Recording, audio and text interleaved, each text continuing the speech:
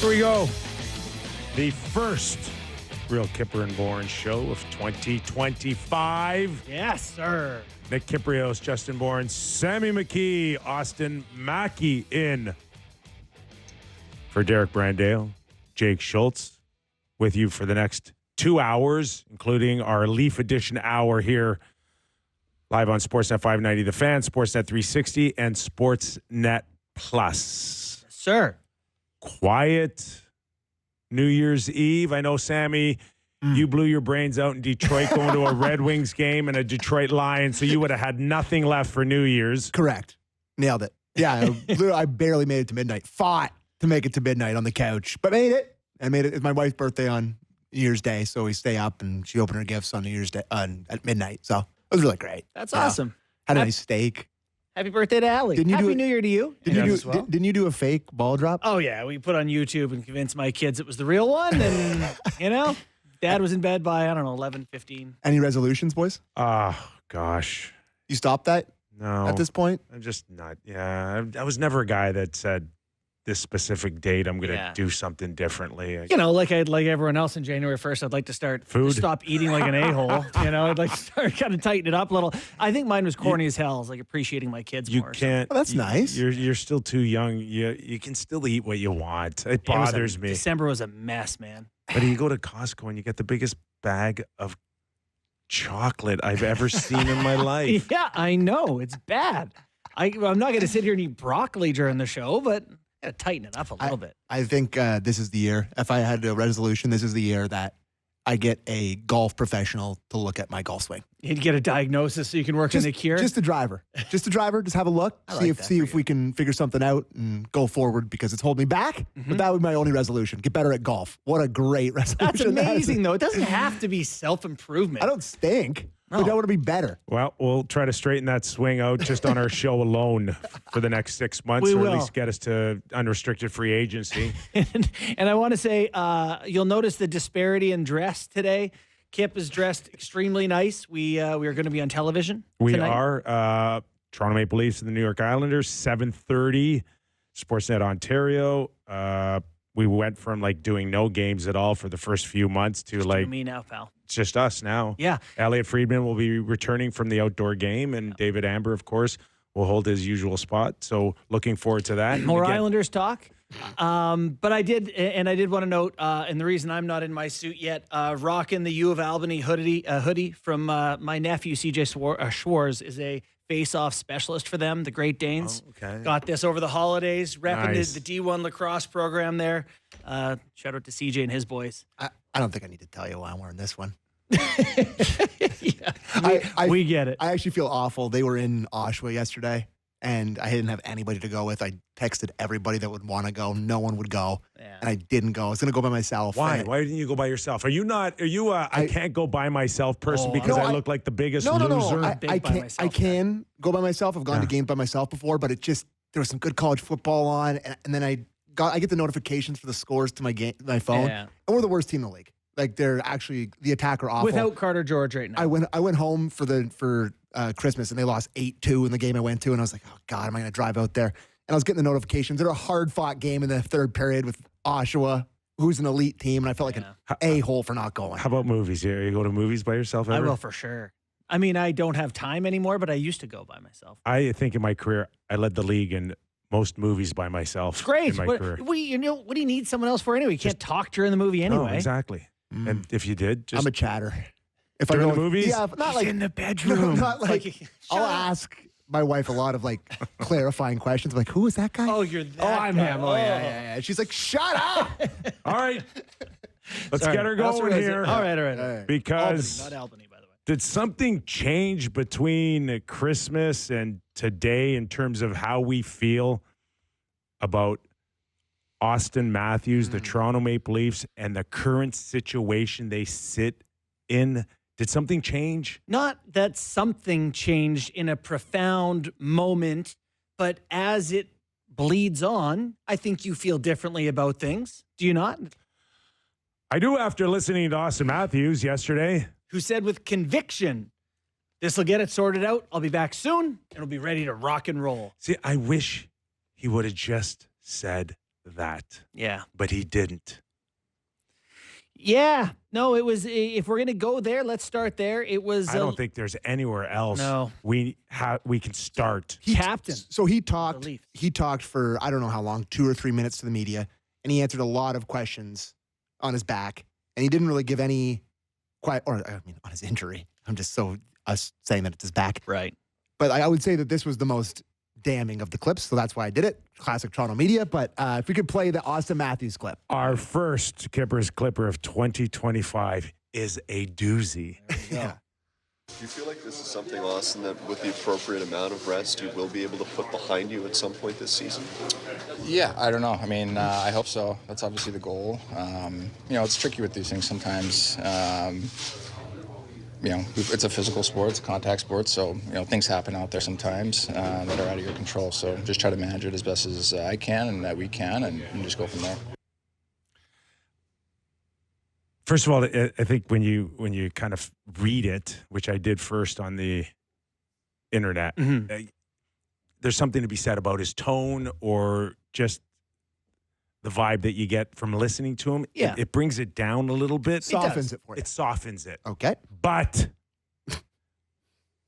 when you answer the question, yeah, I don't know, when you talk about what you're going to potentially deal with the rest of the season, it shines a whole new light on the situation. It does. And I think two things are true here. We're often like, I just want honesty from these guys. And that to me is honesty. I don't think they know. I think that's a challenge, is that he genuinely doesn't know how it's going to go. But that doesn't mean that it makes me feel better about it. It certainly raises my level of like, to the point where today I spent time researching exactly LTIR rules and how much they could spend if they, it makes you think big picture about this if it doesn't get better. I don't know if you Which is a change. I don't know if you two guys have open DMs on social media. Probably Kyper, I would imagine not. Bourne, I'm not sure about you. I do. Okay. But over the last week, I bet you I've got 7 to 8 to 9 DMs of Twitter doctors of people. I think it's his foot because he's got different skates on now and he used to wear tacks and now he's wearing Bowers. It's like, it's got to be his wrist because you're just leaving it for idiots to speculate on what it is here. And this has been my point from the start.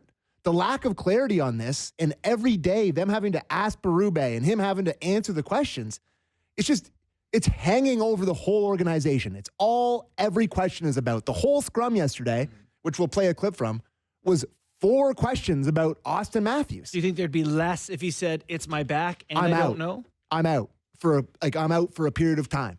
And then, yeah, I do think it would be better. I think there would be less questions. I mean, when was the last time someone asked about Kelly Yarncroc? When's the last time somebody asked about Anthony Stolars? Like, it's just, if you put out a longer timeline, there's less questions being asked, and it's just hanging over everybody. It is. Do you want to go to another clip? Or let's play the Berube clip on it because I thought it was hilarious. On checking in on Matthews, clip 1, please. Austin. I do check in with him. When I see him, I don't bother him obviously too much. When you're injured as a player and they're always asking you, how you feeling? What's going on? It gets annoying. He'll when he's available, he'll let us know. It gets annoying, AKA you guys are annoying. Oh, yeah. Because you're asking me every day about a guy who's not telling me anything. I love the lightness of Berube, Yeah, it wasn't as light today. He was in sour mood today, but that was yesterday. It seemed like a Happy New Year kind of thing. What's on your mind? A couple things. Number one is that it's abundantly clear that good article today too, Kyper, by it. I wrote today in the Toronto Star about the whole situation and how, for me, the focus really is the next 2 weeks, right? Because we are getting towards a tournament where he is one of 2 faces of this tournament. With all due respect to all the other superstars in the league, this thing has really been built around Canada and Connor McDavid and the U.S. with Auston Matthews. So that is sneaking up. If we are in a similar situation 2 weeks from now, there's just absolutely no way I think you could see Auston Matthews participating in this thing. Right. But he's going to play soon. He can play soon. And this is where I think, like I wrote the article before the quote. Yeah. And, I probably would have taken a bit of a different direction on my article if I had that quote earlier. And, I'm for one, and I think Elliot Friedman mentioned this on our last telecast on Friday about the Four Nations, and I was kind of buying into that it's still early and we will see him back. And, there's still time back playing for the Toronto Maple Leafs. Okay.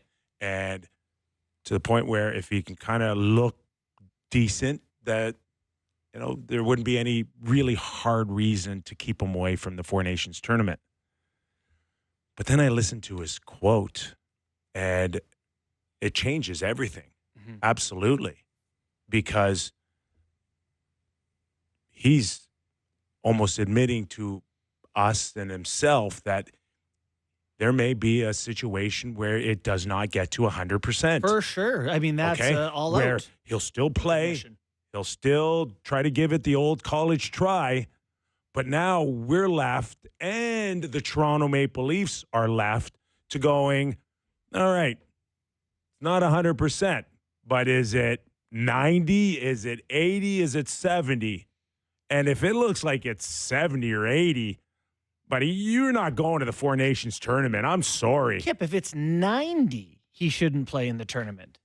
This isn't the this isn't the Olympics. So this is the inaugural Four Nations face-off. So whatever your cutoff is on that percentage, anything less than 100 to the point where you're thinking on any given night he could disappear, he ain't going. If you need to play 2 months of playoffs to win a Stanley Cup, and at any point you get hit wrong and it could get worse, you need to get it all the way better as soon as can be.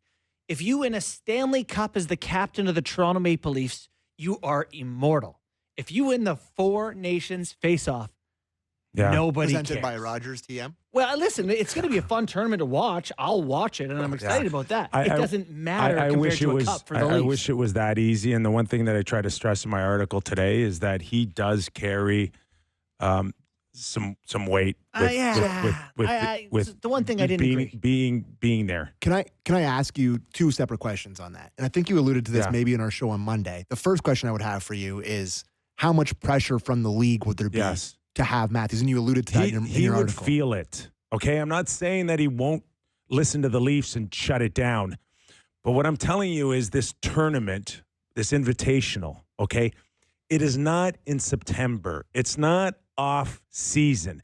They are shutting down a $1 billion industry because they understand that it is that important for them to start building up a program of international hockey.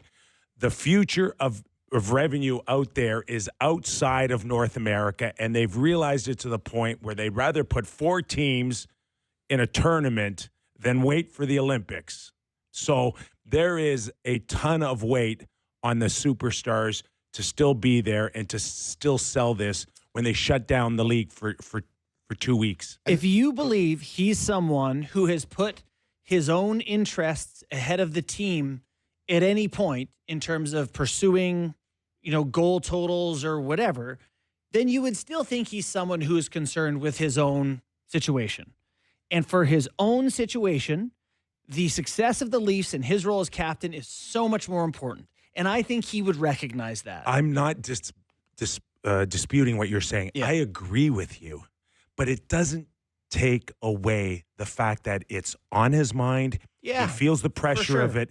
And it could also alter how hard he comes back, how hard he pushes. He could be in a position where, even if he's not comfortable, he'll push the envelope that much more just to get to that point. Or would he be more cautious now so he's able to play in? I think it's the opposite. I think he's willing to let it all hang out in the next week to try to show everybody that he's good. It's okay. I can do this, and I can also do that, and I can come back and lead this team to a Stanley Cup. I think that pressure's there on him in the next 5 or 10 days.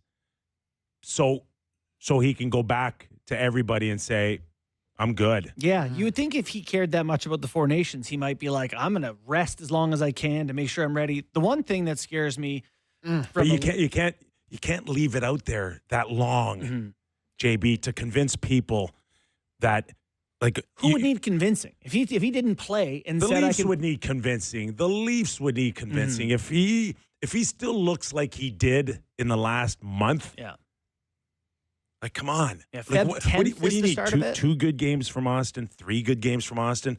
Yeah. But I'm scared. If I'm the Leaf management, I'm scared to send him over there. I'm scared of everything right now. No. If I'm them. I mean that. No. Not like this, because there's a mystery to this. This isn't a bad wrist, 4 to 6 weeks. This isn't a tweaked knee, 2 to 3 weeks. This is a bad back? This is fly to Germany. Question mark. Two Right? things. Is the mystery is we've rested him. It did no good. Now we're resting him again. We don't know if it's going to be any good or not. No. And it's This all isn't- very this isn't- concerning. They're not risking the same thing they are with Marner to Team Canada. No, It's not the same. No, it's not even close. No. It's not equal. No, definitely not. And this is their franchise player. Which is why it's kind of a no-brainer. You know, I understand that there's pressure on him, but it's like you can't do this. The one thing that really makes me uncomfortable is, his comment about how trying to stay in the best shape I can, but it's hard when you have to be inactive. He said something about not liking being someone. He doesn't like sitting around. But he's coming back out of shape again. And not because he's lazy, but because to rest something, you have to rest. And that's not great for NHL level cardio. I think it played a part in his conditioning, played a part in coming back after 9 games. And I also think your conditioning plays a part in getting hurt. I know when at the end of a shift, people get hurt way more because you can't get out of the way of the head, or you can't. Yeah. You just have that little bit less juice. We're just not thinking as right. That's what your tired right. brain. It's all tied. Yeah, tired brain for sure. So we didn't see anything in terms of the power, the agility, the calculated risks that he used to take to try to score goals. Mm-hmm. Like it's. No, he was not the same guy. So if they play him in the next couple of weeks and he plays and he looks like he does, and he goes to the Four Nations face-off and he plays in the Four Nations face-off and looks like he's looked all year. Yeah. If. Yeah, okay. These are all ifs. Candy and nuts. I mean, that's all we got. I think that's the most likely outcome. I think he plays in it, and I think he looks off. So after that, if he's still not looking right, then is when you start having the Oh, really? Drum roll, please. To me, that's when LTIR. LTIR and you send him, and he gets hurt even worse. But I don't. How do you look? How do you look? If you're the Leafs, how do you look? Well, I think it looks equally as bad on Matthews that does on the Leafs. That if he goes and that he knows this is such a big risk. No. Oh yeah, this is on the Leafs. No, this is has at the a end chance. of the day. I heard Yeah, Bunkus at talk the end about of this. the It day, has a chance to flip his perception here, man. If he The pushes buck to go stops and with he's the not decision right. makers of the Toronto Maple Leafs. But that's been the problem with this organization since day one, Kyper, is that all the players have it's the inmates running the asylum. There's been no accountability. Who is going to stand up to Auston Matthews in the organization and ever say, you're not going? No one's ever stood up to them about anything. They've gotten the biggest contracts they want. They've gotten everything they've ever wanted. No one's going to stand up to Matthews and be like, you can't go. I love Berube, but the one thing he said the other day that kind of caught my eye was he'll tell us when he's ready. And it's like, that's great. You need that input from the player. How's it feel? When someone's hurt, you say, what's your pain on a scale of 0 to 10? But it does feel like. I got to think that Berube, Brendan Shanahan, Brad Treliving, they're smart enough to say that if we're worried about you and your situation, you're not going. That's it. It's over. It's over. Can you imagine they let him go and he got hurt there? Yes. I can't imagine. I can't imagine it. It's the Toronto Maple Leafs, buddy. I can imagine it. So his head just falls off. That's what can't happen. No. So I think, again, Austin, unfortunately, yesterday, he sped the process up to that conversation. This conversation that we're having, it will happen in 2 weeks. And I don't think there's enough time for Matthews to convince anybody that whatever's troubled him for 3 months will be in the rearview mirror, long in the rearview mirror. It's over a month. They don't play for 5-6 weeks. You think he needs that much good hockey before they could trust to let him go? I don't think there's ever going to be a trust the rest of the season. No. Is my point. I don't know how it could be. So, right? I just don't think it's after spending half the season plagued by this. Mm-hmm. I don't think there could be a stretch of his back half of the season that will ease the doubt of Auston here, gone tomorrow. But after you LTIR him and trade for Elias Pettersson, he'll just be gravy when he comes back, and you'll be laughing in the playoffs. Yeah. I've been thinking That's a partial joke. I've been thinking a lot about them spending the money. Yeah. Because it's a big conversation amongst Leaf fans. And I think I've settled on the fact that I would rather them add 3 solid depth guys as opposed to 1 huge impact guy. So how it would work for this to happen is you'd have to get as close to the salary cap as possible before putting him on LTIR. So you could spend all of his money. And if you could spend all of that salary, whoo, buddy. I just don't think that regardless if you want to go and spend it, that how do you spend it? Like there's a perception out there that if you are pulling this move, that there's a happy ending to the story. Kucherov comes back and is a star. They win the Stanley Cup. Yeah. Mark Stone shows up. They play. They win the Stanley Cup. This one doesn't feel like that. Okay? Doesn't feel like that. That's totally your perception. I don't see any reason why it's different. Why can't it Because feel like that? nobody knows what his problem is, He including does and the they Leafs. do. We don't know. They know. No, they don't know. They don't know the timeline. They know what listen, it is. No, yeah, okay, it's a sore back. Okay, it's a sore back. Well, I'm sure they have Okay? more specifics Those than other that. guys, Kucherov had surgery to correct something, and there was a much more definitive feel that he will train, he'll come back, and he'll be ready April 1st. You put him on the sidelines with whatever he's dealing with, and there's no surgery, there's no correctiveness. It's the same issues that you went in September. It's the same issues today. There's no guarantees that this guy's going to come back in April and be a star again. No, but if they know what it is and they decide to do this, they can do something more corrective and more long-term. Whatever that may be, I don't know what the exact thing is. A spine transplant? I don't know. But They sent him to Germany, for goodness sakes, and they didn't solve send him it. farther. Send can him you to go Russia. further? The good stuff's in Russia. Yeah. I don't know. I think that you're bringing him back at the start of the playoffs. You're doing it that way, and you're under the understanding that he's not going to be at full health. Yeah. But when you have And the longer you play, the when you healthier. have Brandon Tanev and Brock Nelson and Luke Shen on your team, plus a 70% Auston Matthews, you feel better. This is pie in the sky stuff. Pie in the sky. But we're having fun here, But folks. no, but like if you have 13, you can spend some money. You can use some assets. You can get really good. yeah, that's And it's the bottom half of this lineup's clearly the weak link, and you can make it a lot crazy better. how quick it's January 2nd today. You know, we're a few weeks away from can he play in the Four Nations? 2 weeks off. Then you're at trade deadline. And we're golfing. We're 2 months to trade deadline. 2 months and change. That was like 24 minutes on Auston Matthews. Oh my God, the Is rest there of the any- team. Right, Is there right. anything, blacked out. anything else that interests you? Oh my God. Sammy, what else have we got on Kippers Clippers? I was just looking at Twitter here, as I'm one to do, and Connor McDavid just sent out a weird tweet. I sent it to you before the show on our group Oh, chat. I didn't see it. I Tell sent me to about you it. Both, you goose. I didn't see it. He just said at AM34, go bar down. no crossbar and in. Let's Crossbar see and in. Let's see it. And like, I assume it's for an ad, right? It's Like, gotta be. Yeah, they have some sort of ad. Or Well, yeah. he's coming to Toronto. McDavid. He's coming to Toronto or it's an ad. So that's probably an ad. I think it's an ad. Matthew Nyes. We didn't really talk about Matthew Nyes on Yes, much better. Much After better. he Monday. probably got, a Little- good stern talking.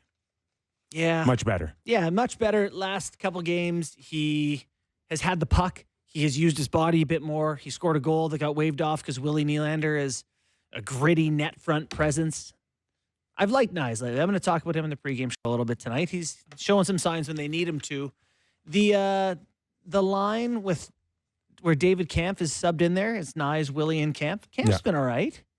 Yeah, listen, Fine. He was good last game-ish. Scored. he's better than your just average $850 a year fourth line centerman. He's making significant amount of money to play a bottom six role and kill penalties and take key faceoffs. And then you're in a lurch right now with Auston Matthews out, and he stepped up and scored a big goal against the Islanders. It's it's okay. It's plug and play right now. Mm-hmm. But clearly, you're not asking David Kampf to step up there and help you win a Stanley Cup in a top 6 role. Not top 6. No, but I think that's the thing that he can do, is that he can go up a little bit for you in a pinch, and he has. And people are hard on David Kampf. They're hard on the money he makes. But I think this is kind of when you see that he's a little more capable than Fraser Minton at this point in his career. Right. Okay, let's go to Craig Berube on his thoughts. We'll go to clip 2, Austin, on Matthew Nyes. Yeah, way more engaged. Way more engaged in the game. Shooting the puck and hounding the puck and getting on it, skating. More reckless, like we talked about. I thought he was a much improved player. There you go. More reckless. Yeah, there's a ton of pressure on him to kind of be like that, like a lot more. And his last 10, 12 games have not been very good. No, he had just a few points in the month of December. Tough to know. In playoffs, where is he in this lineup? If he's important, can you put him on the top line, or is he a guy who's going to make a third line a really effective third line? And your options are, if he's not? Well, there's a trade deadline, and things might have to happen. I mean, Domi can play left wing. He's pretty serviceable there. Who knows what you got by then? Calle Yarncroc? I don't know. You love Callie. McMahon. I do love You want Callie back, eh? I do. Yeah. I do want McMahon Callie has shown that he can be a really important part on this Leaf team when he's healthy, and also shows a little bit of recklessness. I think him and Nyes, to me, are kind of similar, where they're just inexperienced enough where you got to remind them what they're supposed to be doing or what they're good at, and demand that it shows up on a more consistent basis. Agreed there. Before we get to break, because Arthur Staples said we have him after the break, Joseph Woll's going to play again tonight, and I want to hit on that. We had some hesitation about Stolarz playing as much as he did when he got hurt. Your thoughts on him? Last game, came up lame. Oh, my God. And he hung in there, boys. Good God. He hung in there. It. In our pregame versus the Islanders, as I said, I fully expect him to play both games. Mm-hmm. And he played well enough that it reminded us on many nights that the Leafs played in October and November that goaltending can make a difference. And he was better than Sorokin. And Sorokin, to me, can't give up that Lorentz goal, no matter how beautiful of a shot it was. Great goal. Right? Oh, my God. That you got to stop that. That's the difference between him and Wall was good enough. And I'm a little perplexed, like you were on versus the Islanders, where you're watching them kind of body language was hit him, so it's not like a the Charlie body language horse. was that he was in some sort of discomfort. But this is exactly is that Ilya Samsonov? This is exactly why it's horrible having a injury-prone goalie, because every little thing, you're just like, oh, geez, this is it. This is it. This is my nightmare. But it's just every single time. I truly believe whatever we thought we saw is a non-issue. Oh, okay. Well, it's good because he's playing again tonight. He practiced yesterday. There's not a snowball's chance that this guy is dealing with something, and they put him on the ice yesterday for practice. And I said this during our broadcast that I like the idea that, how many players on the Leafs feel 100% free from nagging injury at this point of the season? 0%? Everyone's got a little something. And if you're a goalie or a hockey player, it's even okay worse. to play through. Yeah. No, even more likely that you don't feel 100%. Of course. And so for Woll, it's you're not going to feel great every night. It's just, I'm glad he battled through. He hung in there. That's a good step for him. I think, to your point, I think you made on the show that he's just going to have to find a way to play through it. Yeah. Let's listen to Berube clip 6 on Woll, and then we can get out of here. It's a nice stretch for us now, but Hildeby's played well for us too, and he's played well in the minors, so we have a lot of trust in him. But, we have an opportunity to run with Woll a little bit more here now with a stretch of hockey. Man, we got back-to-back this weekend. That's different, but other than that, that's the only back-to-back this month.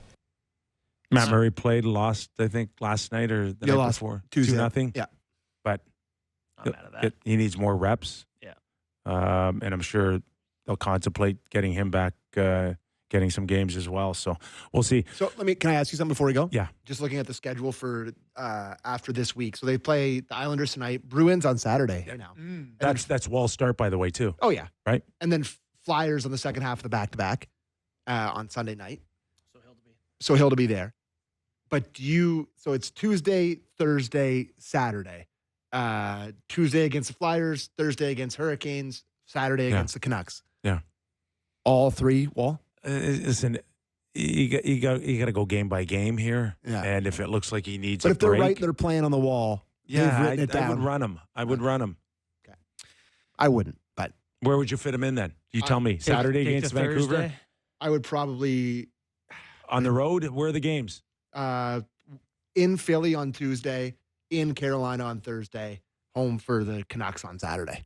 In Philly Tuesday, Carolina Thursday. So maybe Carolina Thursday goes to. Yeah. Hildeby probably Thursday. Yep. The one thing about that is Carolina leads the league in shots per game and leads the league in shots against per game. They're very good. They just get a million shots. So you're saying don't give up any low danger or medium danger shots, and Carolina's going to be testing Hildeby. They're shooting it. Okay. All right. We'll go to break here. A reminder tonight on Sportsnet, Toronto Maple Leafs, New York Islanders, 7:30, Sportsnet Ontario. Yours truly and Justin Bourne alongside David Amber, Elliot Friedman. Get you started at 7 p.m. Eastern, which leads us to Arthur Staple, New York hockey columnist, covering the Rangers and the Islanders for The Athletic. He's up next when we return to Real Kyper and Bourne. Nick Kypreos, Justin Bourne, Sammy McKee. Let's bring in Arthur Staple, New York hockey columnist, covering the Rangers and the Islanders for The Athletic. Arthur, thanks for joining us, man. How are you? Happy New Year. Happy New Year, guys. How you doing? We're good. So just prior to this Toronto Maple Leaf back-to-back on different nights, I kind of thought that the Islanders really needed to sweep the Leafs to kind of keep that interest up. I can't imagine them losing tonight and people still thinking that they're going to be in a playoff race, or like where do you see tonight's game for the Islanders as a statement one way or another? I mean, if it's not a win and it's not the first of about 5 or 6 in a row. Ooh, you saw Boston and Vegas really coming too, right? Yeah, I mean, this is headed in one direction for this team, and they obviously were missing some guys for a long period of time. They had Barzal was out for 6 weeks. Duclair was out even a little bit longer. Adam Pelech was out. Alex Romano was out. Important guys. But the games still count when those guys are out, and they just didn't put enough together to really inspire any confidence. You think back to around this time last year when Lane Lambert's job was in trouble. They were way better than this team, record-wise and results-wise. They just don't seem to have it. And it's, we've seen it happen the last couple of years, and Lou Lamoriello has tried to shake things up in January 2 years ago with the Bo Horvat trade. They got into the playoffs last year, bringing in Patrick Roy and getting Lambert. They got into the playoffs. I don't know how many times you can go to that well, but they're way further back than they were either of those 2 years. So it doesn't seem like it's going to happen this time. In your article on The Athletic, you mentioned that there's something like there's a reckoning coming here.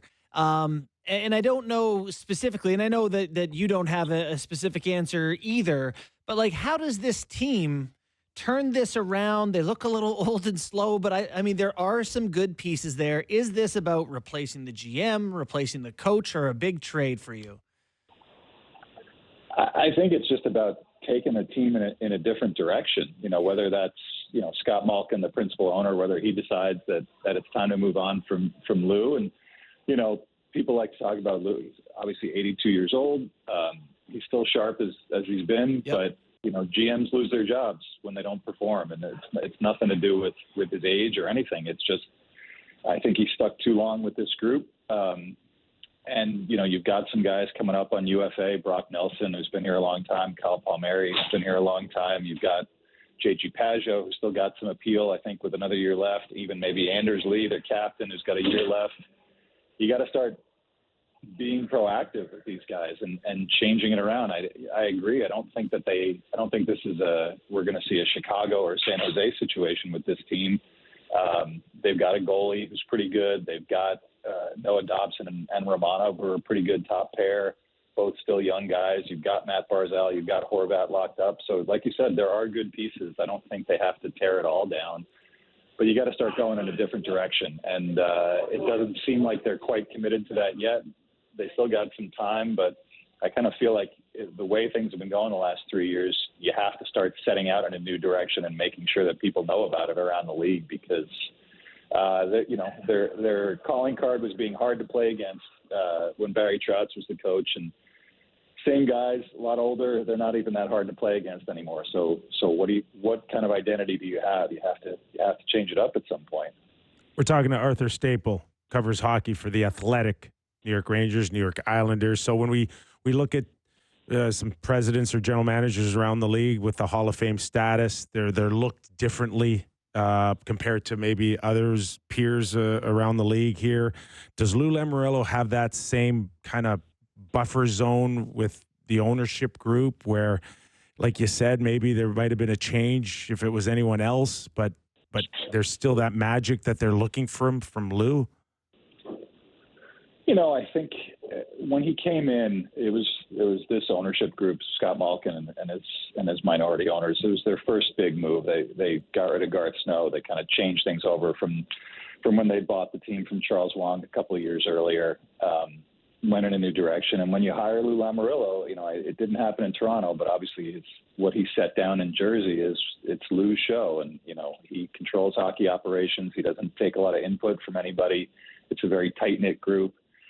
So they turned the keys over to Lou, and it was pretty successful right from the start with hiring Trotz and with getting that identity of being a grinded out team and consecutive semifinals during the COVID years and 2 GM of the Year awards for him. He made all the right moves, but I think that some of the contracts that he's given out, you'd probably look to go in a different direction. I think the difficulty for Scott Malkin is once you turn the keys over to Lou, you better have a plan B in mind, and it's not really something you don't have a guy ready to take over who's already in the organization. Really, only a couple of AGMs, and one of them is Lou's son, Chris Lamoriello, who's been here a little while.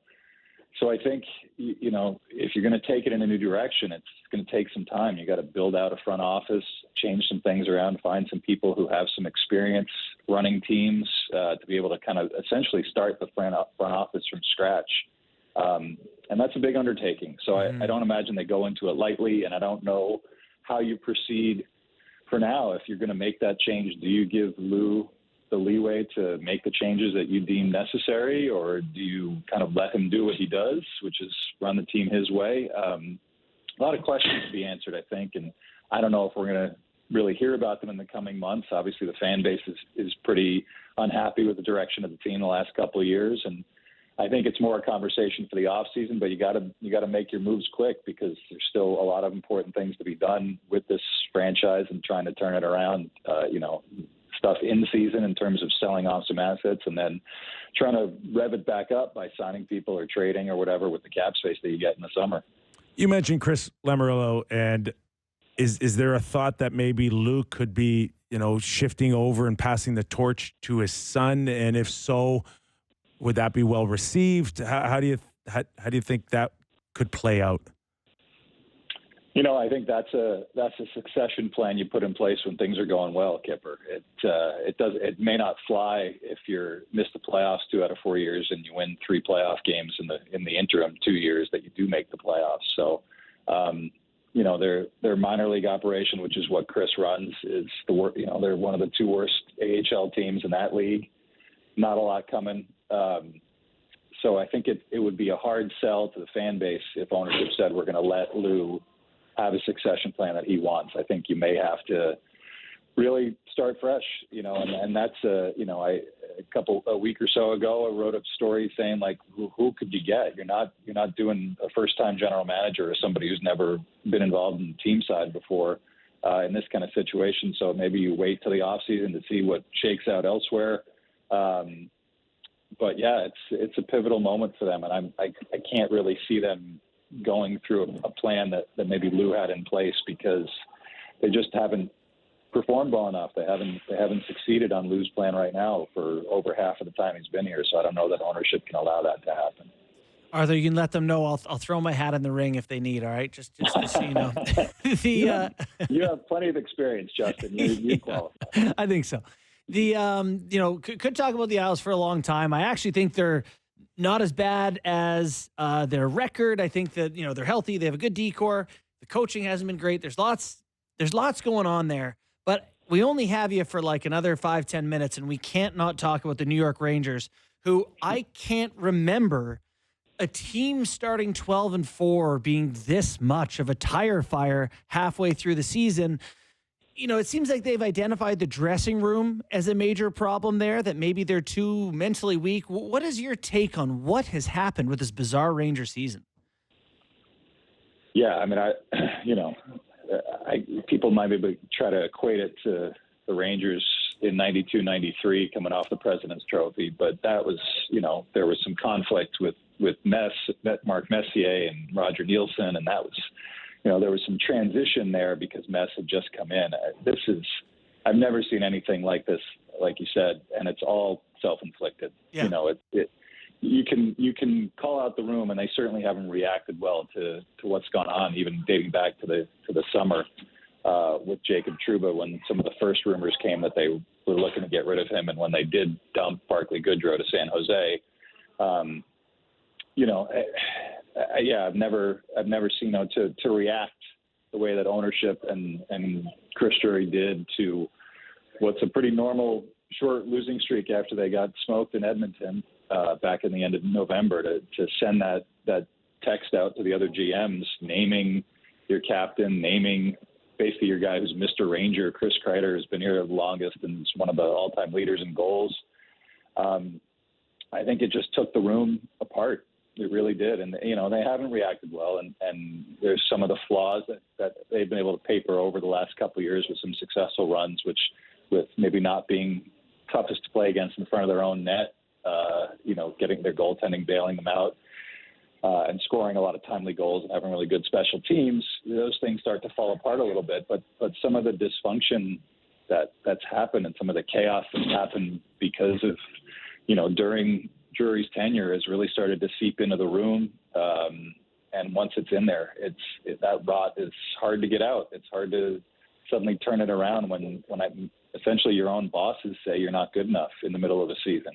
It's one of those things where I can't say I've ever seen it before, and I can't say how anyone would react to hearing that from their own GM, that the team that they've got that was 2 wins away from a Stanley Cup final 6 months ago needed to be broken up 20 games into a season. I don't see how you'd ever recover from that and put a good season together. So it's hard to watch, and it's kind of hard to see the fan base kind of turn against some guys that they've liked watching for a long time. But it's a total mess, and it's entirely self-inflicted, which makes it even crazier.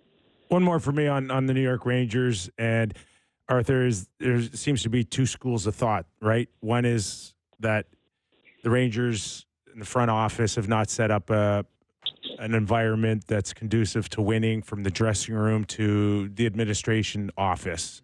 The other side says, hey, you're a pro, you're paid a lot of money, suck it up and just play. So I get the sense from your last answer where you sit. Where are the Rangers fans on this? I think they understand who owns their favorite team. James Dolan, he had some patience during the year where they put out the letter and rebuilt the program that had been so good and gotten close enough with conference finals and one Stanley Cup final in about whatever it was, a 6-year or so span in the 2010s.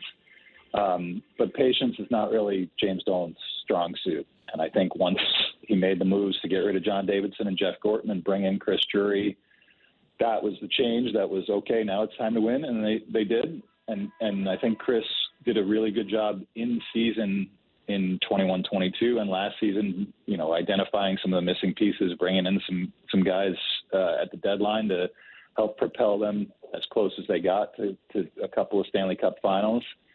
But I just generally think that the culture part of it at the Garden, which can feel a little chaotic at times, once you get it to the players are affected by it. When you get rid of a guy like Jim Ramsey, who's as a trainer has pretty much no equal around the NHL and is one of the most well-liked guys around. When that happened a couple of summers ago, and some of the feelings of comfort that the players enjoy. People love playing for the Rangers. You certainly know that well enough from years ago.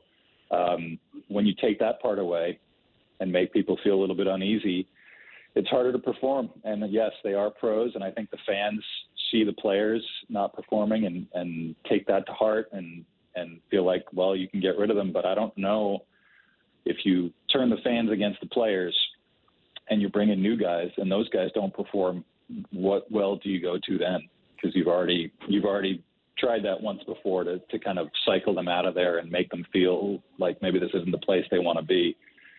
So I don't know where it ends, but it doesn't feel like, yeah, they got Igor Shesterkin on a extension, which is important. They've still got Adam Fox. Even some of these guys, Artemi Panarin, Vincent Trocheck, Mika Zibanejad, who's had a terrible year. Kreider's had a pretty bad year. These guys can still perform, and I don't know if it's ever going to go back to the way it was or even close to it. How you can repair that rift, even if you can't make the moves that you want to make. So there's a lot of uncertainty too. I don't know where it's going to head, but for right now, it's quite astonishing and unprecedented to me. And I don't know how you fix it, I guess, from the management on down. That's the question. That's the thing that always stands out to me is like, all right, you've done what you've done, you make the changes, but whoever's left, how do you fix it? That's the question for me. All right. Well, this has been fascinating stuff. I wish we had a little bit more time. We just have 1 minute, so I'll leave you with a Happy New Year. In our last minute here, whose situation is going to turn around quicker, Islanders or Rangers? Know your audience, Staple. You got about 30 seconds. I think the Rangers can turn it around quicker because they're determined to make changes. And when you're set down that course, you have to see it through. I don't know how it's going to go, but the Islanders, to me, I think have stayed the course a little too long. And certainly there's time to make changes, but that's going to be a harder ship to steer around if you're going to bring in a new GM, new people in the front office, all that stuff. That takes time. The Rangers, Jim Dolan, I think, is pretty committed to Chris Drury. Chris Drury is committed to making some changes. So I think they're going to change it in short order. I just don't know what it's going to look like on the other side. How about the Islanders start with like a 4-minute video tribute to John Tavares tonight? That would really start the 2025 fresh year. Beginning. What do you think? If they play the way they did last week against Buffalo, you're not going to tell who they're booing. It's their own team. So blanket boo. That was the one game I went to, Arthur. I was there for that misery. Oh God. Tough night. Have a great one, Arthur. Thanks for joining us. Really appreciate your time tonight. You got it, boys. Thanks a lot. Happy New Year. Yep. Arthur Staple, The Athletic. Wow, what a job covering those two teams. Oh this my year. God, they're last and second last in the division. His point is great that at least the Rangers are trying to turn it around. The Islanders are like, we're fine. They got blinders on, just driving downhill in the rain. It's okay. Yeah. They're in trouble. Yeah. They're in trouble, but they could be one trade from turning it around. Can I just their D pairs are good. It's Romanov and Dobson. It's Pelech and Pullock. It's Mayfield and whoever the other guys. They're pretty good though. It's a good decor. All right, we're just getting warmed up here. We go national next. Jason Bukala will join us, and we'll tee us up a little bit for Team Canada. Sammy, I'll just let you. No comment. No. We got to talk about I can't say what's going on there, including Easton Cowan's performance. For Leaf fans, you may want to listen to that as well. And then Rick Dhaliwal will join us. We're going to get into the Vancouver Canucks next when we go national on Real Kyper and Bourne. All right, our first crack at a national hour in 2025. Happy New Year.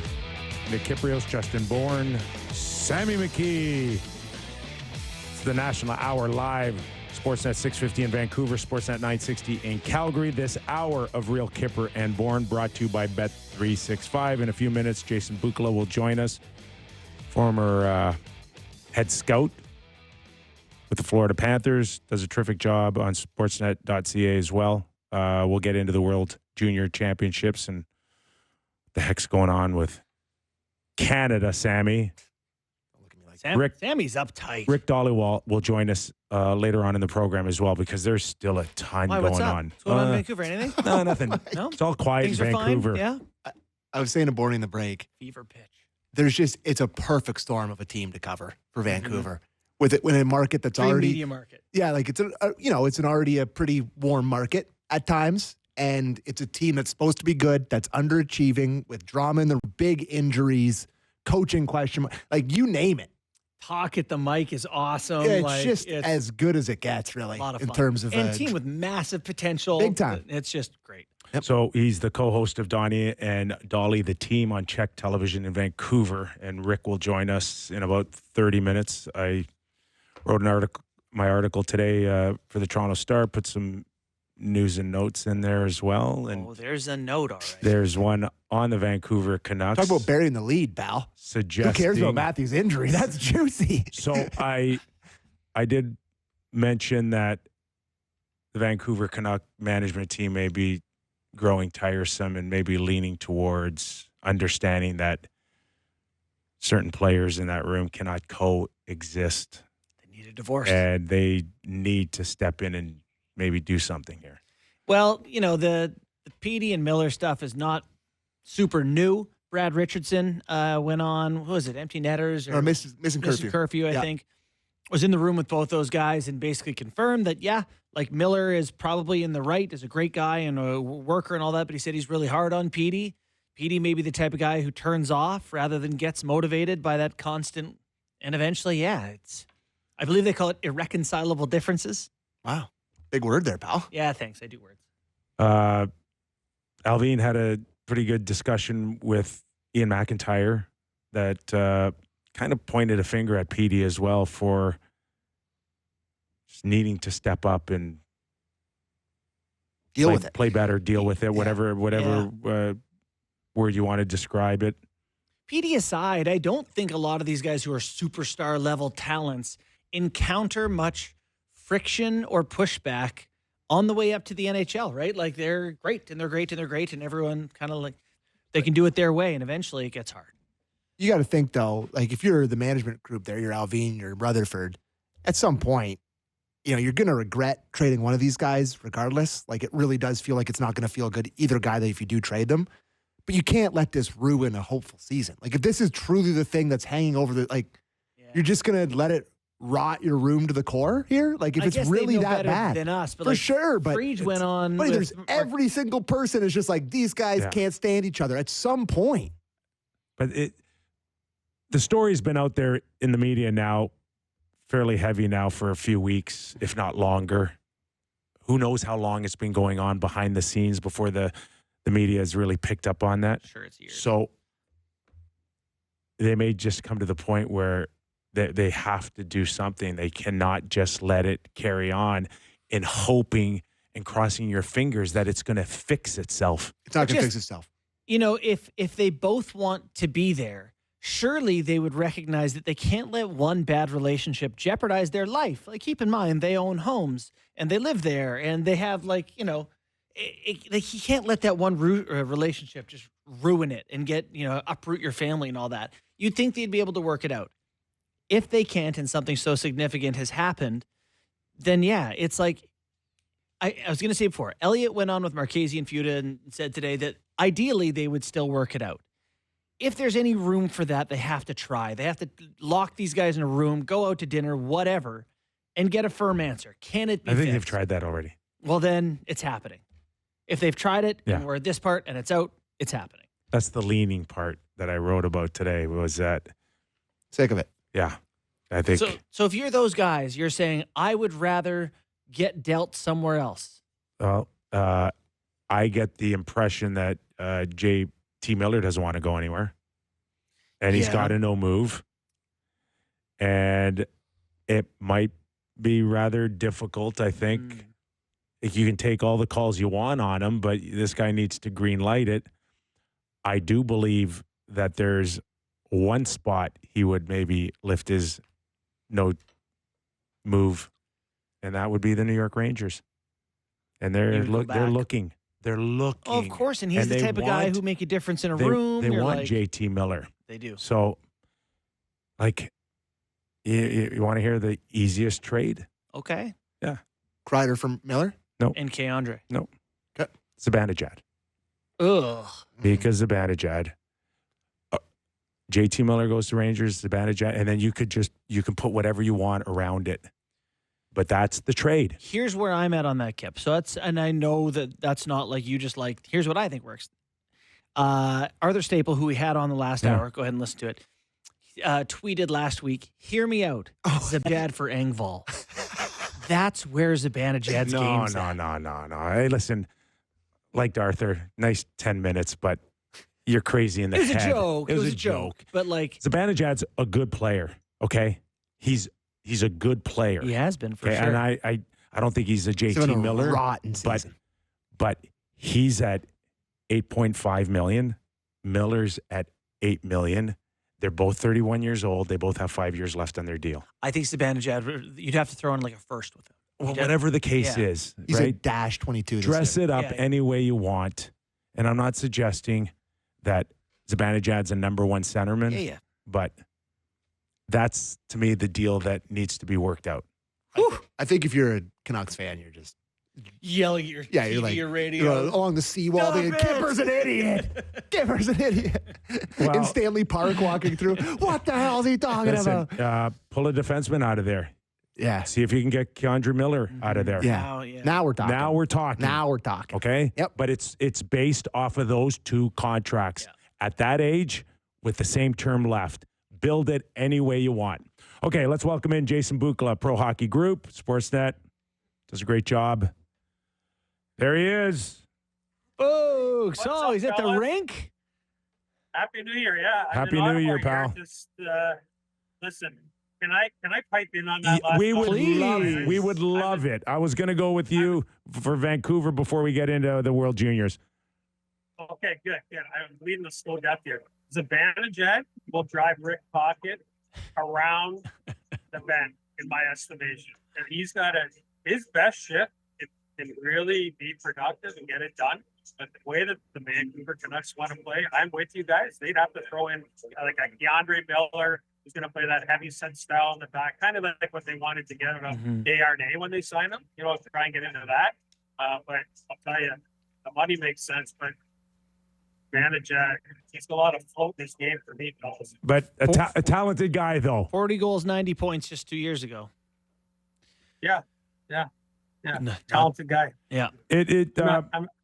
The stock's plummeting a little bit. It's like the Canadian dollar right now. Let's cool you down. Well, one more on Vancouver before we get into what you're covering right now, and that's just, you've been around pro hockey long enough here, Jason, and just what we're hearing out of Vancouver, and we've all been around in dressing rooms where we know not everybody gets along, but have you ever seen it to this degree, either with a team that you've been involved with, American Hockey League team, or other teams that you've heard of?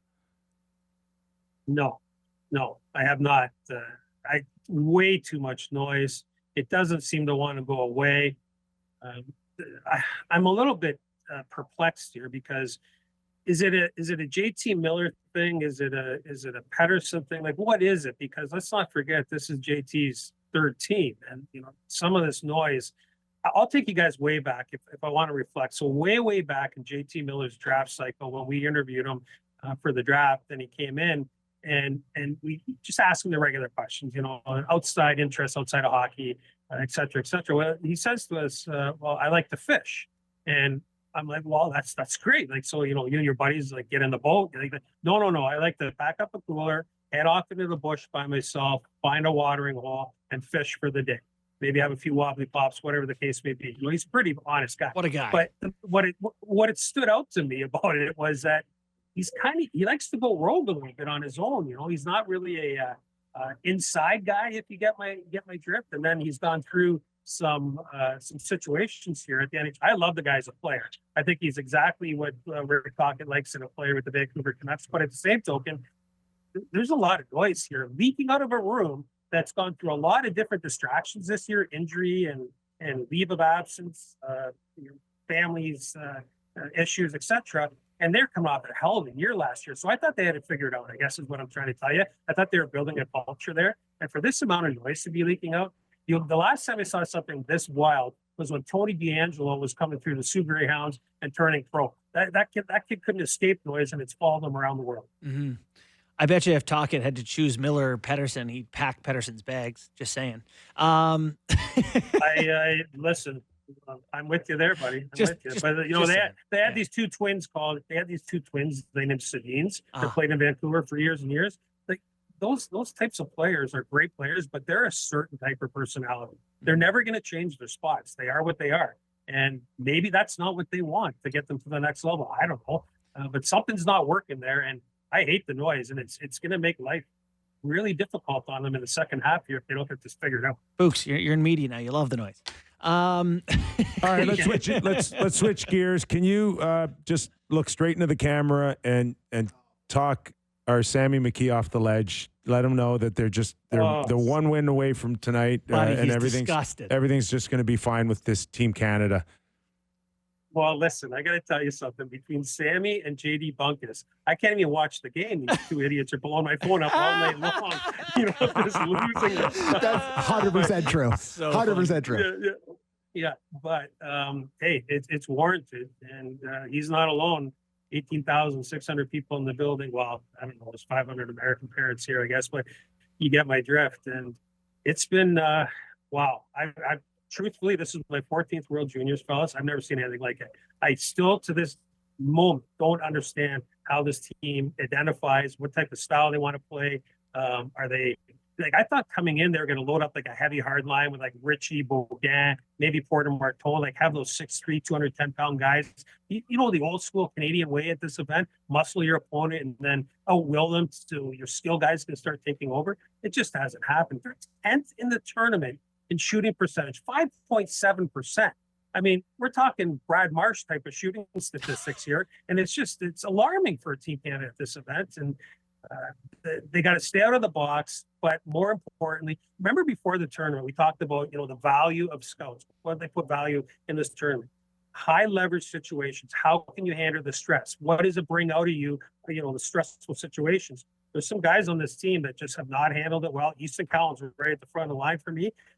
Gets an opportunity to bounce back tonight. We'll see what happens. Okay, I want to get into Easton Cowan, but before that, and I certainly speak for myself, and I'm hoping I speak for JB that we're not junior like expertise on the players, but we do follow it enough to understand where that narrative's headed so far. And you just touched on it a little bit. When you struggle, when things don't go right, it's who's not on the team and who picked this team and what's their identity, and it all kind of surfaces no different in the pros or in junior now. So is this a big issue right now? Is not the guys there, but who's not there, including the third pick overall in the draft, I think is Seneca as well, who did not make the team. But is this a big problem right now on looking at their struggles, is that they just didn't pick the right guys? I guess it's still to be determined. I would say that I think that this roster that they did select had enough or has enough to be much better than what we're seeing. So I don't think they presented the best version of themselves so far. And I got to be honest, I think it comes down to the way that the coaching staff has implemented a game plan around this group. I'll give you an example. Gavin McKenna, 60 points, guys, in 30 games in the Western Hockey League. He averaged coming into the tournament, his last 10-game segment, 24 minutes a night. When you have a race car in the garage and you only put him out there for 12 minutes a night, he doesn't have the same feel and the same impact. And you also don't put your opponent on their heels enough. Like, they're not pushing it in your opponent's face to make them think that they got to worry about anything. So I'm not even getting to that stage. I understand the noise. Would I have picked a few other players? Yes. Andrew Crystal from the Kelowna Rockets. They talk about his skating, but the Washington Capitol draft pick, he gets everywhere on time from point A to point B. And, ask TJ Ginla what it's like to play with that kid. He obviously was really benefit from playing with Crystal. And that's a guy. Seneca, another guy, big, huge body. I ran into him in the bathroom coming out. Like, I didn't run in the bathroom. You get my straight for crossing pass in Oshawa at the CHL U.S. national team prospect game. This guy's a house. Like, he's put together and he scores goals. And again, there's another power body over 20 minutes a night. So I think this team has enough talent on balance. I don't think that they've been deployed properly. I don't think the game plan has been on point. And obviously the discipline hasn't been great either. But the good news is, if there is any, the goaltender's been fantastic, and they haven't given up an even strength goal yet. So I'll wait till Monday to look in the rearview mirror to talk about the rest of the roster. But I still think if they game plan it properly, this is a good enough team.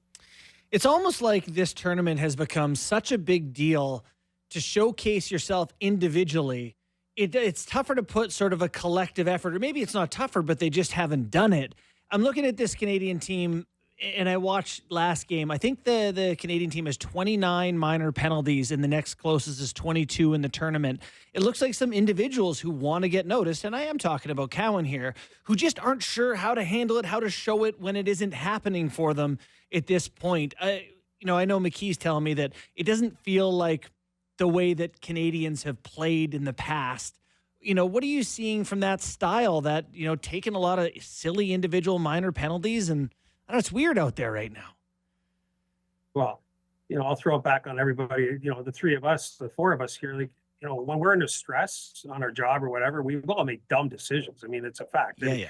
And these guys are teenagers, and they're under stress, and they know that there's a lot of attention on them. And yeah, they've made some really dumb decisions. But I'm going to tell you something else. If you think that you're going to be an NHL player, you're going to cash $1 million checks on my watch, this is part of the process. You have to be able to handle this, and you have to be able to show me that on your hardest day that you can make the adjustments that are required. And so far that hasn't happened. So, Cowan's penalty the other night the Americans go up 3-1 on the power play, but equally as egregious was his follow-up shift with the goaltender out when he, laid a muffin out in the slot for the empty net goal. So I'm expecting that he's going to be able to my expectation is that he's going to bounce back from that.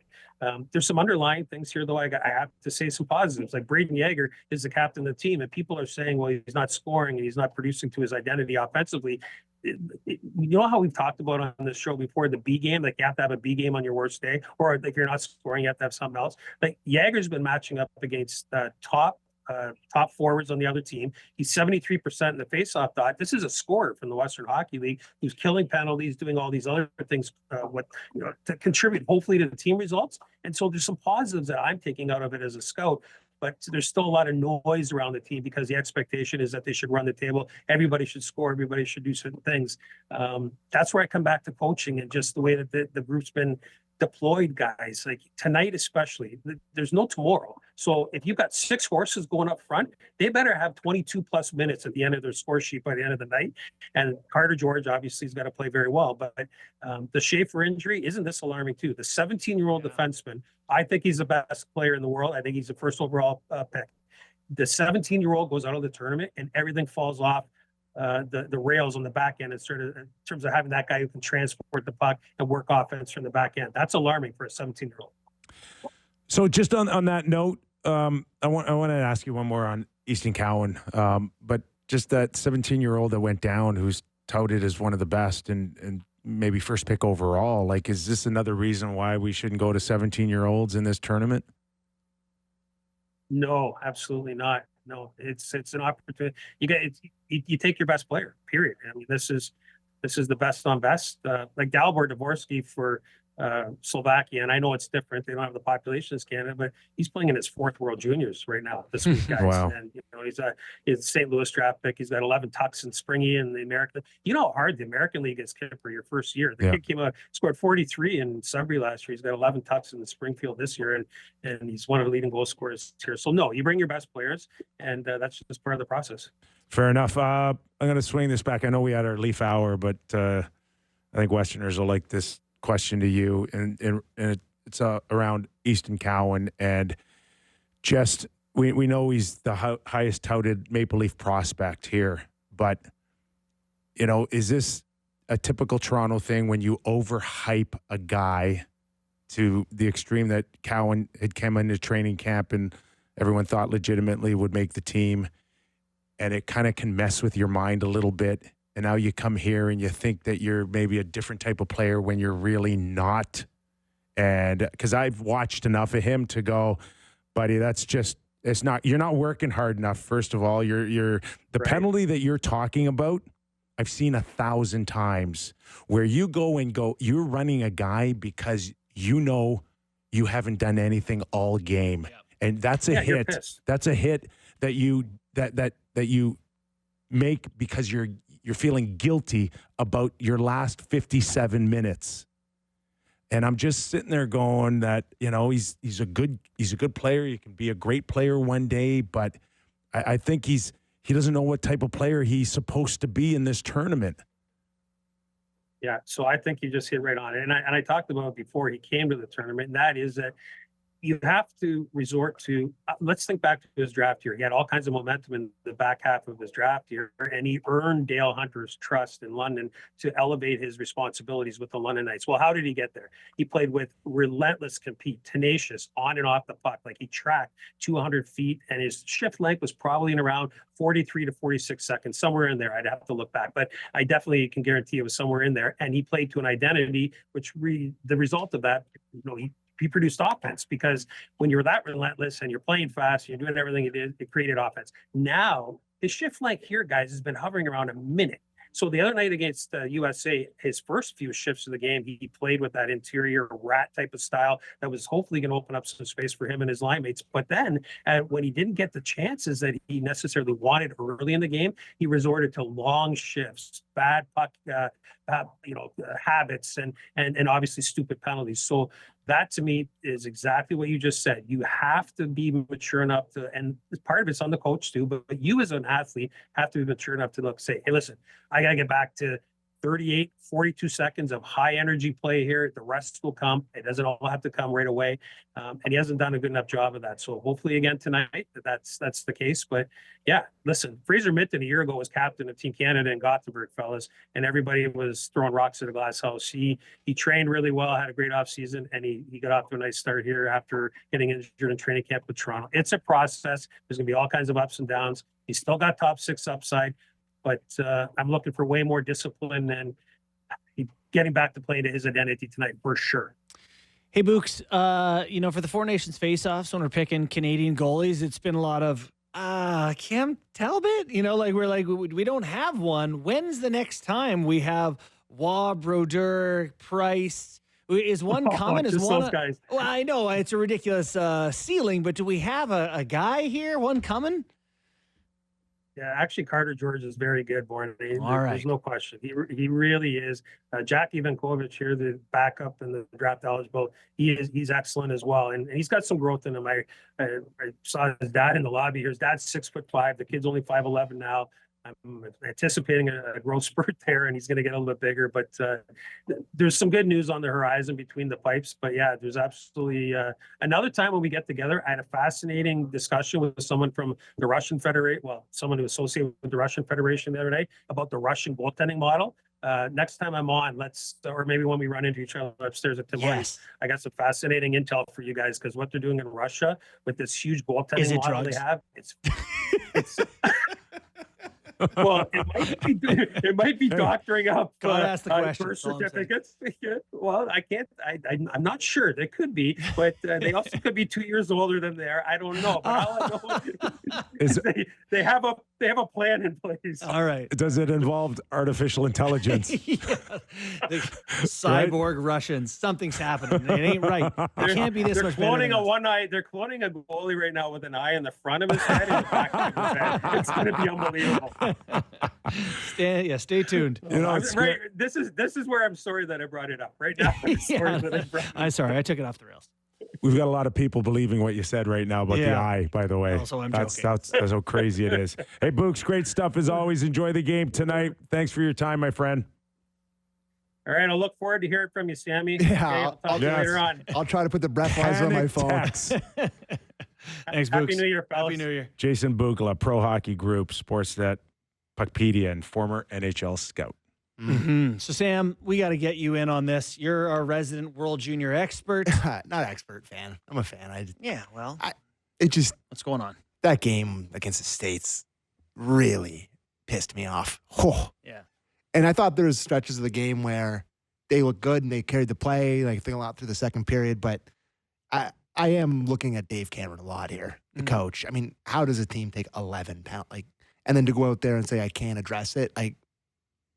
A lot of it has to fall on the coaching staff here. And by all accounts, they didn't pick a great team. He's overplaying his captain from junior. There's a lot of. Yeah, I mean, right up to the top. If if they lose tonight, it's going to go to Dave, but it's going to be right to Hockey Canada. It wasn't just Dave that made all the decisions on who comes to the team, but he's the coach. He's going to wear it. And yeah, like I said before on Monday, they're teenagers, but this is the future of our national team. Mm-hmm. We need these guys to be good in big moments and play well because they're going to develop into the guys that play for our men's senior national team. And right now, the lights look pretty bright for these guys, and the Americans are shooting it off the post and in at every chance, and they look tougher. They look more engaged. It's not good right now. Yeah. And I really need a good performance tonight, and if they're going to play against the States probably in the semis, if they win tonight, it's I don't even know if I want that. I'm horrified at the state of the team at the moment. So there, I'm done. And it's stylistic too, right? Yeah. You don't love the way they're playing? Yeah. The type of hockey? I don't know. I thought they were really intense against the States, and I thought they played well early, and they were throwing the body, and then they started to get down, and they started taking stupid penalties, a little bit of laziness, some dumbness. Ethan Cowan's taking a beating. It's just hasn't been a great turn. It's the Simpsons. I'm do the line. Do the Instagram hockey line. Oh, sure. I mean, I thought it was less Instagram hockey against the States. All right. For sure. But I mean, they haven't given up a 5-on-5 goal yet, so that's good. That's crazy that everyone's all over them and they haven't given up a 5-on-5 goal. The goalie looks pretty good, but I thought, well, he's going to have to. The States beat him clean bacon 4 or 5 times. I don't know. The rest of the way, he's going to have to be their best player every night. Yeah, now. 2 shutouts early in the tournament, if I'm not mistaken. Yeah, he's shut out his first 2 games he played in against Finland, against Germany. So we'll see. But I mean, it's tough that the Leafs are playing across from it tonight. We'll see how that goes. Oh yeah, you guys will be watching closely though. Yeah, we're on the Leafers. Game time? Game time. It's game time. Presented by Bet365. Visit the app for latest odds and find out why it's never ordinary at Bet365. Must be 19 plus. Ontario only. Please play responsibly. So a few games on the ice tonight, and you guys are on the panel tonight for the Leafs and Islanders. The Islanders and the Leafs, minus 115 for the Leafs, minus 105 for the Islanders. I think it's going to be a pretty even game tonight. Surprised by that number. I don't think the Leafs, I think they're factoring in that they just literally never play well in this game. It's just crazy. The Leafs are first in their division, and the Isles are pretty close to last. I got to tell you, I think they're right. I think that's a good number. I think it is too. I hate them for it because I wanted to bet it. The Leafs go in there, and the Tavares, the Leafs have never really played well against the Islanders since Tavares has been a Leaf. It really kind of is the way it is. I just remember them going in there. I find that so strange too over the years with. But am I wrong on that? I wonder what their record is. I should have looked that up, but it just feels like they haven't been great over the Tavares era there. Yeah. Some other Canadian teams on the ice tonight. The Ottawa Senators are in Dallas to take on the Stars. Tough one for the Sens. They're plus 165 underdogs. You know what? Dallas kind of flagging a little bit. They're struggling. The Seguin absence is legit. I'd bet Ottawa there. And the Calgary Flames are home for the hockey club. They're plus 100 on home ice. And the last Canadian team I'll bring up, the Winnipeg Jets are hosting the Anaheim Ducks, minus 270 Winnipeg on home ice against the Woeful Ducks. And that's it. Good one tonight, too. Rangers and Bruins, as well as Carolina and Florida, which is a great game. Florida Panthers, minus 130. You got a puck line on the Winnipeg? Can I get Winnipeg minus a goal and a half? You can. Minus a goal and a half, they are minus 105. They're not giving you much. They're not giving you a ton of value there. I'd hit that one. I like the Ducks. I'm praying to God that Gavin McKenna doesn't end up a Duck. There's a. You want to see him? There's a. Well, not How about Chicago? How about you just watch Anaheim more? They stink. How about that? They stink. They've had 3 different rebuilds since Getzlaf left. They reek. You should stay up and watch them. Cutter Goche. You know what the team I do watch is the Sharks. I'd like Gavin McKenna to go to the Sharks. That'd be fun. That would be fun. That'd be really fun. Anyways, Thornton Marlowe. that was Game Time presented by Bet365. Visit the app, latest odds, and find out why it's never ordinary at Bet365. Must be 19 plus. Ontario only. Please play responsibly. Okay, quick break here. Rick Dhaliwal will join us. Co-hosted Donnie and Dolly, the team on Czech television in Vancouver. PD versus JT coming to a head. Question mark, question mark, question mark. We love drama on this show. We're the worst. All right. Don't go away. We got answers for you, Vancouver. Back after these words. National Hour of the Real Kyper and Bourne Show. Nick Kypreos, Justin Bourne, Sammy McKee. As a reminder, this hour of Real Kyper and Bourne brought to you by Bet365. Rick Dhaliwal will join us momentarily as we get into the Vancouver Canucks and what lies ahead, JB. Yes, the Canucks currently 5th in the Pacific Division as Calgary passed them by a point, although Vancouver does have a game in hand, so they can certainly get that back. But yeah, strange. A pivotal point in the Canucks season, I would say, right now. A lot of noise around them, certainly a lot of talent, but struggling without the D-man there. Sorry. Last name. Oh, Quinn Hughes? Quinner? No. Oh, yes. And Hronek. And Hronek. Hronek. Yeah. The, pretty significant absences, so. And it doesn't appear that Quinn Hughes is going to come back anytime soon. Yeah. Which is almost devastating. Yes. These are problems we're going to have to solve. Maybe with K-Andre Miller. Was that what you were saying in the first hour? Or whatever it was we had that conversation. I get the different styles between a Zibanejad and a JT Miller, but we'll see what Rick Dhaliwal Let's get some has to say. opinions, shall we? Co-host of Donnie and Dolly, the team on Czech Television in Vancouver. Rick, how are you, pal? Thanks for joining us. When you get asked to go on Kyper and Bourne, you know you've made it. Wow. You made it. Wow. You keep that up, you're going to get a regular spot. Hey, and Bourne, hold it a second. I love this guy because first, he's a BC-born guy. Second, he played in the best junior A league in Canada, the BC Hockey League, the Vernon Vipers. Yes. Proud alum, Rick. Proud of it. I'll just go to this. I'll go to the cafeteria and let you guys just reminisce. Shout it out. There's no shortage of BC hockey talk to be had right now. So, Kyper, I read your book, and I'm going to tell you something right now. I have, and I've been covering hockey since 1990. I love guys that made the NHL undrafted. I mean, to me, that's the human spirit, perseverance, never giving up, and I love guys.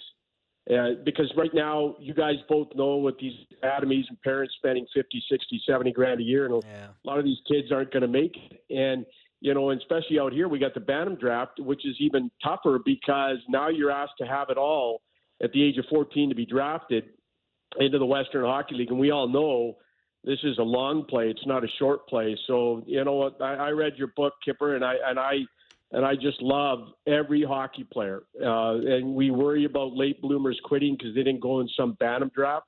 But I just love players that never give up and the perseverance and that human spirit. That's what it's all about for those kids that don't go in the draft. Wow, Rick, I'm starting to love you too right now. Wow. Thank you, my friend. Where would we be without a little bit of, adversity in Vancouver when it comes to the Canucks? If it was just too quiet, it would not feel right. This Pettersson-Miller issue, Kyper, I'm going to start here. Let me go here because there's a long way to start. You got to go back. The floor is yours, my friend. Go grab a red wine. Listen, this Pettersson-Miller issue goes back to Travis Green and Bruce Boudreau. Management knew, players know, the agents know about this issue between those two. What's amazing to me is this story had died down. And then the GM a couple of days ago rips Pettersson, and the story's got legs again. You know, all these guys, social media, which is an incredibly hard thing. And, social media, these guys blame the media. But the media didn't start this one. The team did. The GM ripped, the star player. Alvin ripping Pettersson was a shot at him to get going. He is 3 months into an 8-year deal, and they're already threatening a trade. It was a wake-up call to Pettersson to be a difference maker, but also Alvin sent a message to the rest of the teams in the NHL to see if more teams will call him, so Vancouver knows their options in case they move him. Now, the chatter around the Canucks in the league is very, very high these days. One team told me today they're checking in on Vancouver just to see who's available, who's not available, what's going out there in Vancouver. The Canucks have to listen to everybody that calls in case they decide to move one of them. But I'm not so sure that decision has been made to move either one. The calls for Miller and Pettersson are not going to stop. Vancouver's going to keep listening, but also someone told me today it may be better for the Canucks to make a move with one of these two in the offseason. One person close to the situation says, look, this is clearly now becoming a major distraction for the Canucks. Pettersson's got two high-profile agents, in Pat Brisson and J.P. Barry. They also represent Quinn Hughes. It's going to be really interesting, guys, for me to see how this plays out. The more they lose here, and I'll tell you something else, they've had one of the easier schedules in the National Hockey League up till today. Well, that schedule gets a whole lot tougher. This month is a really, really tough schedule for the Canucks. Quickly, I want to get a couple more things in. Yeah. When it comes to Pettersson, Rutherford, Alvin, and Tocchet, Rutherford, Alvin, and Tocchet, where do they come from? They come from Pittsburgh, where the hardest working guy in practice and games was superstar Sidney Crosby. Sometimes I think these guys expect Pettersson to be like Crosby when it comes to the work habits and the way he carries himself, but that's not going to happen. He's a different guy. He's wired differently. He's not wired like Crosby. I think these guys want their superstars to act and have those habits that Crosby has. I don't think that's going to happen. Now, a couple of things on Miller. When I talked to the Americans about adding Miller to the Four Nations team, they told me that when they play Canada, you need guys like Miller, the snarl, the edge, the attitude, the skill, the heaviness. They love him. He's also a very much Rick Tocchet type player. Let me say this about Miller. When he was on his leave, teams were calling Vancouver about Miller. The Canucks then picked up the phone and called Miller's agent and told him, hey, look, teams are calling. One thing that was made clear to the Canucks was that Miller was not going to ask for a trade. I said it a few weeks ago, and I'll say it again. I don't see Miller asking out. If the Canucks do decide to move him, it'll be on them being proactive, not the other way around. He controls this process. Vancouver will keep informing his agent as we get more and more into it. Hey, Kyper, I heard you talking about Rangers, Canucks. They're calling. Yeah, okay. Oh, I know that. But listen, I wanted to tell you, the Canucks and the Rangers have talked about Miller for the past 2 years at the trade deadline. Vancouver asked for names like Alex Lafreniere and Braden Schneider in the past. I don't know where I don't think Keandre Miller's a guy that interests them. I don't know. Things can change. But the Canucks blue line's a mess, guys, without Hughes and Aronik. They're looking for a top four defenseman right now. But as the team told me yesterday, have fun getting the top 4D.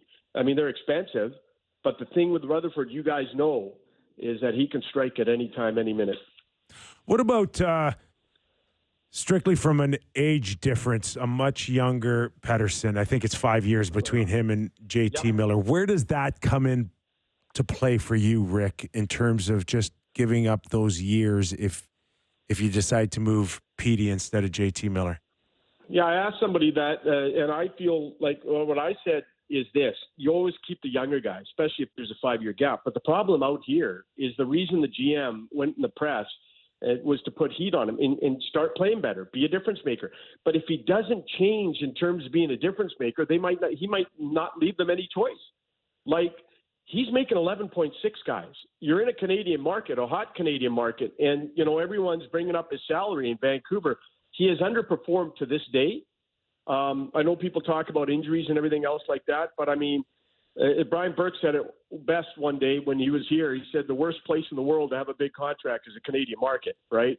And this guy's got a fully loaded big contract, and he's been underperforming. And I think, you want to keep the younger guy, Kyper, always. And he's 26. He's a first-line center. But, if they feel that they're not going to get the difference maker in the next few years out of him, then he might not leave them any choice. Well, and it's fascinating, right? Because he's the younger guy. He's got this high offensive ceiling, but it just feels like the way that Rick Tocchet wants to play is more the JT Miller in your face. He said many times that he loves that sort of emotional element that Miller brings. Do you think that maybe there's just the Canucks are too hard on Pettersson, that if they were more accepting of the way he is, it's like Willie Nylander, you could still get a lot out of him if you didn't expect so much of that JT Miller fire? Or it's just, he's or he really does. He really does need to change and have a little bit more spark. I don't know. Well, 12 months ago, the Vancouver Canucks were a top team in the NHL. They had 3 or 4 guys in the top 10 scoring. Nothing went wrong for these guys. Nothing went wrong for these guys last year. Everything went right. And this year, nothing is going right, okay? So injuries to Demko and Joshua at training camp. Horrible home record. Inconsistent play. You beat Florida one night and then you lose to a weak team the other night. The Miller leave of absence. The Miller-Pedersen issue. The GM rips Pedersen. It seems like every week there's a tire fire in Vancouver. One thing I do know, and I'll tell you this, both of you, is I think management believed in this core last year, and they thought this is the core that's going to be strong for year after year. I think the management is really surprised at what's happening this year. I think they expected the same, but here's what management's got to own up. They had 10 UFAs last year. When you have 10 UFAs, okay, you probably keep 3 or 4 or 5, I don't know, but you're going to add 5, 6 new guys. They added 7 new guys to a roster that took Edmonton to game 7 of round 2. They came back with not a totally different looking team, but a lot of new faces. And, the core is still there. I think they're really surprised, this management team, where they are this year, but also they got to take some blame. They let Zadorov and Cole walk and replaced with Forbert and Desharnais. Desharnais is already on the trade block. He hasn't been great, although I have to say in the last 2-3 weeks he's been much better.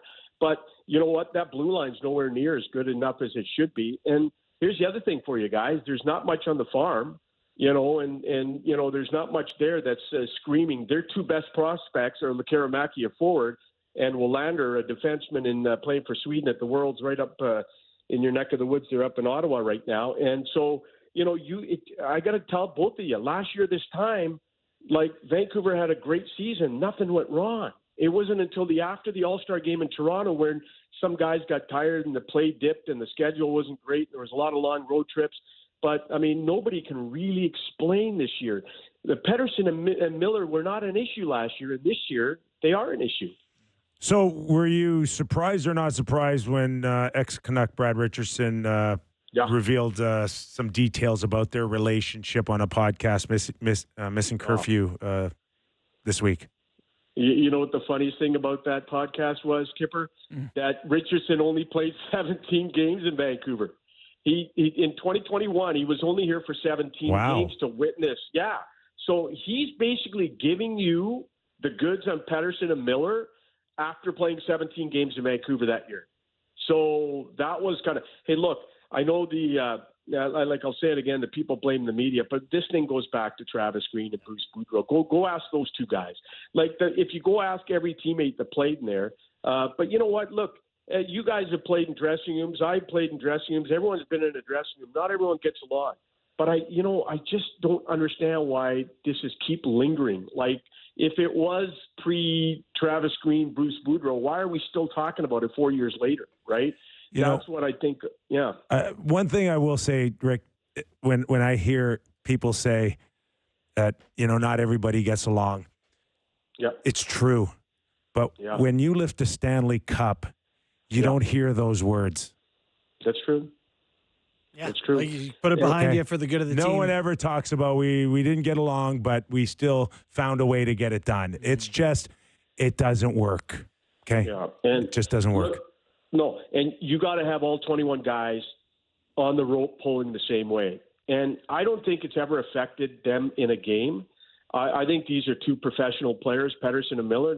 Look at last year, guys. They were having a great season. They were, 90, 100 points. I mean, these guys were, but I agree with you. Championship teams do all pull the rope in the same way. But I mean, it's become this big story in Vancouver this year, and it wasn't a story last year. And I'm not you can't blame the media on this one. The GM comes out a few days ago and just reignites the fire. Nobody, Pedersen Pedersen left that presser 2 or 3 weeks ago on Hockey Night in Canada where he got mad at the media and he left. And then it kind of died down after that. But, these guys are fueling the fire. Hey, Kipper, I heard you talking about, the Canucks in a major shakeup. Here's what I want to tell you about a shakeup. Canucks wake up this morning out of the playoffs in the West, okay? And they're in Seattle tonight. You guys know Jim Rutherford. He won't put up with this much longer, but he's also stuck. Canucks are not an asset-rich team. They've traded away so many draft picks the last few years. Last time the Canucks used a first and second round draft pick in the same draft was 2019. 4 times they've traded a second rounder in the last 5 years. This year they don't have a third. Next year, no third, no second in 3 years. A lot of those picks were traded to get rid of bad contracts, which makes it even more infuriating. That's why there's not much on the farm. The Canucks should be calling and listening on everybody not named Quinn Hughes. But teams know that Vancouver's in a pickle. No one's going to help them. Prices are high. But one of the problems they have is if you want a top 4 defenseman, okay, look at the Pettersson guy. They had interest in him in Pittsburgh. Well, don't you think the Penguins going to want a first-round pick? Last year, Rutherford used a first and a second-round pick because he thought he had a shot at the Stanley Cup. You honestly think today they have a shot at the Stanley Cup?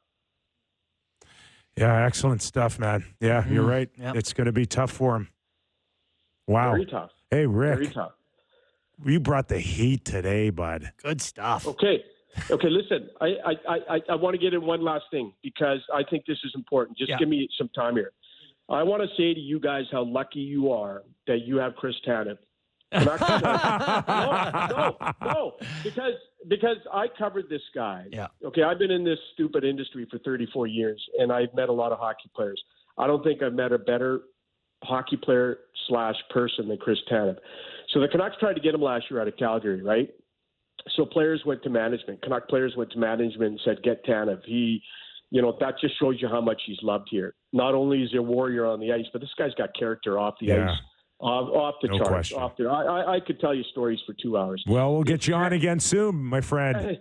If Tanev never left Vancouver, and he did because of poor management, he would not have let this Miller-Pettersson issue last as long as it has. Yeah.